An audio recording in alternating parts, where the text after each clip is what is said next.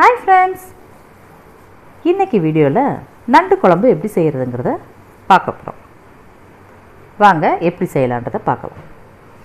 நண்டு குழம்புக்கு தேவையான முதல்ல தேங்காய் எடுத்துக்கணும்.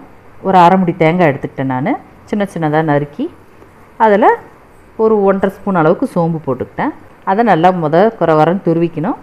துருவிக்கிட்டதுக்கப்புறமா அதுக்கு தேவையான அளவு ஒரு நல்ல 1.5 பீஸ் அளவுக்கு இஞ்சி போட்டுக்கிட்டு, பூண்டு கொஞ்சம் ஒரு பூண்டு அளவுக்கு, நான் ஒரு 7 பச்சை மிளகாய் எடுக்கிறேன். காரத்துக்கு தகுந்த மாதிரி உங்களுக்கு எவ்வளோ வேணுமோ நீங்கள் எடுத்துக்கோங்க.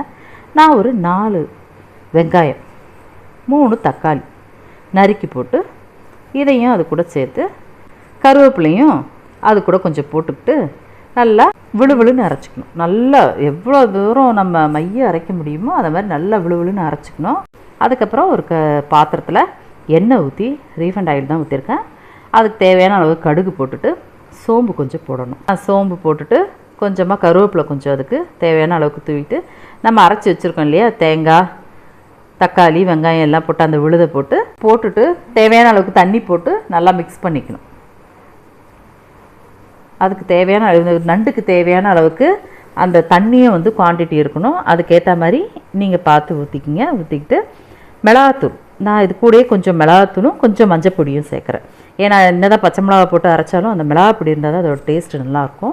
அதனால் கொஞ்சமாக ஒரு 1/2 ஸ்பூன் 3/4 ஸ்பூன் அளவுக்கு மிளகாப்பொடி, மஞ்சள் பொடி போட்டு நல்லா நம்ம அதுக்கு தேவையான அளவு, இன்னும் தண்ணி பத்தலைன்னா அதுக்கேற்ற மாதிரி ஊற்றிக்கிட்டு தேவையான அளவு உப்பு இதெல்லாம் சேர்த்துட்டு நல்லா ஒரு கிண்டிட்டு, நண்டு அலசி வச்ச நண்டை எடுத்து க்ளீன் பண்ணதை எடுத்து அதில் சேர்த்துட்டு நல்லா ஒரு கிண்டிட்டு, தேவையான அளவுக்கு இன்னும் கொஞ்சம் தண்ணி வேணும்னாலும் பார்த்து ஊற்றிட்டு உப்பு போட்டுட்டு மூடிடணும். மூடிட்டு ஒரு 10 மினிட்ஸ் கழித்து நறுக்கின கொத்தமல்லியை போட்டுட்டு நல்லா கிண்டி விட்டுட்டு மறுபடியும் ஒரு 10 மினிட்ஸ் வச்சோன்னா பார்த்திங்கன்னா சிம்மில் வச்சிடணும். வச்சிங்கன்னா வச்சுட்டு திறந்தோம்னா பார்த்திங்கன்னா நல்லா அழகாக வெந்து நண்டு குழம்போடு சேர்த்து சூப்பராக வெந்துருக்கும்.